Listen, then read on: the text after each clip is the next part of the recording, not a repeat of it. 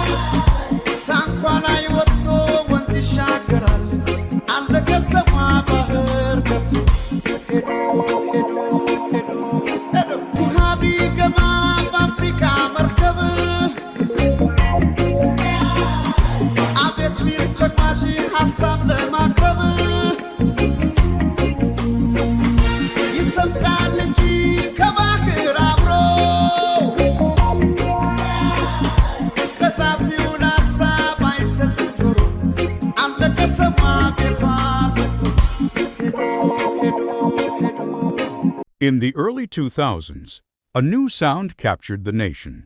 His album Yes to Cereal became more than music. It became a movement. His voice echoed through streets, homes, and hearts across Ethiopia. But Teddy Afro was never just an artist. He was a storyteller, a messenger of unity, love, and identity. Through powerful songs like Tikar Su, he honored leaders like Menelik II and reminded a nation of its strength, pride, and history. His journey was not without struggle. Controversy and hardship tested his path, but his voice never faded. If anything, it grew stronger. Today, Teddy Afro stands as a symbol of a nation's soul. His music brings generations together. His message continues to inspire, not just in Ethiopia, but across the world. Because some artists make songs, but legends make history. Teddy Afro is more than music. He is the voice of Ethiopia.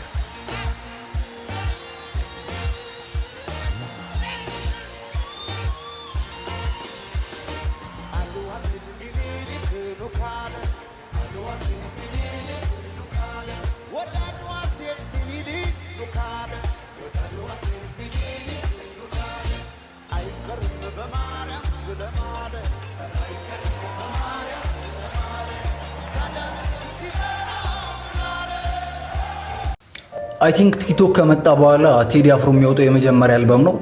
ሰሞኑን ቴዲ አፍሮ አልበሙን ሊለቅ በመሆኑ የተፈጠረው ርደት ከኔ እድሜ በታች ያሉ ጄንዚዎችን ግር ሲያስብላቸው ተመልክቻለሁ። በርግጥ ከሚሊኒየም በኋላ የተወለደ ልጅ አንድ ዘፋኝ አልበሙን ሊወጣ ሲል ፖስተሩ ብቻ ለሳምንት ህዝብን ሲያጨቃጭቅ ሲያይ የሀገሪቱ ትልቁ ኃይል የሆነው መንግስት የአልበሙን ጋዜጣዊ መግለጫ ሲያግድ ሲመለከት ይሄ ነገር ምንድነው ብሎ ቢጠይቅ የሚገርም አይመስለኝም። እስቲ በገባይ ልክ ቴዲ አፍሮ በምክንያት እንዲያለ ግዙፍ ስብዕና ለመሆን እንደበቃ ትንሽ ልናገር። ሜታፎሪካሊ ነገሩን ስገልጸው ቴዎድሮስ ካሳሁን ማለት ከ1950ዎቹ ጀምሮ ተገዝግዞ በ1983 ተገንድሶ በወደቀው የኢትዮጵያ ብሔርተኝነት ዛፍ ላይ የበቀለ ጽጌረዳ ነው። ዋርካቸው የተቆረጠባቸው ሚሊዮኖች በንቃቃቱ ላይ የበቀለችውን ጽጌረዳ እያዩ የሚጽናኑበት፣ ወደ ኋላ መለስ ብሎ የሚተዝቱበት፣ ወደፊትም ተስፋቸውን የሚመለከቱበት ዛፋቸው ከወደቀ በኋላ ያገኙት ጽጌረዳቸው ነው። ያለ ምሳሌያዊ አገላለጽ ቴዲ አፍሮን ስገልጸው ደግሞ ከ1983 በኋላ በንጉስ ብሔርተኝነት ለተሸነፈው የኢትዮጵያ ብሔርተኝነት ድምጽ ነው።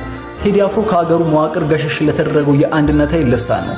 ልሳንነቱ ደግሞ እሱ ባለበት ድንኳን ብቻ የሚቀር አይደለም።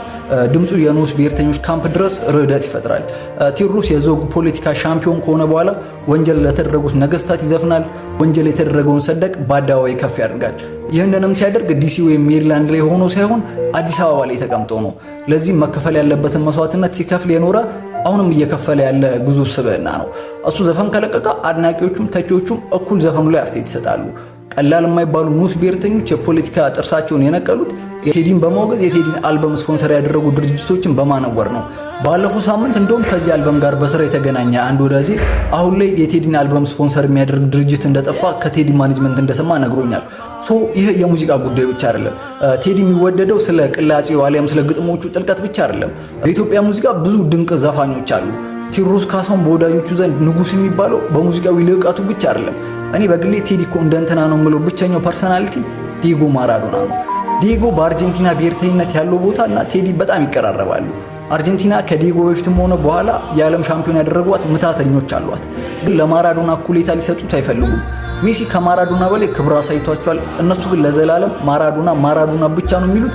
ከሜሲ እንደ ተጫዋች የሚጎል ነገር ስላለ ሲሆን በዲዬጎ ማራዶና ህዝባዊነት ምክንያት የኛ ሲሆን እኛ ብሎ ስለሚያስቡት ነው። ቪያ ፊዮሪቶ ከሚባል ጭርንቁስ መንደር ተወልዶ ያደገ ተጫዋች ሆኖ ደግሞ ከጥቂት ዓመት በፊት በፎክላንድ ደሴት ላይ የወጣቶቻቸው እንደሚያፈሰሰችው እንግሊዝ ላይ ፍትሃዊ ባልሆነ መንገድ በእጁ ጎል አስቆጥሮ እንዲሉ ያደረጋቸው በድፍረት የግራ ዘመም ርዕዮትን የሚደግፍ እጁ ላይ ኤርነስት ቼ ጉቬራን የሚነቀስ የሀገር ናሽናሊዝም ዲፋይን የሚያደርግ ፐርሰናሊቲ ነው ዲዬጎ ማራዶና። ለእኔ ቴዲም እንዲህ ያለ ካራክተር ነው።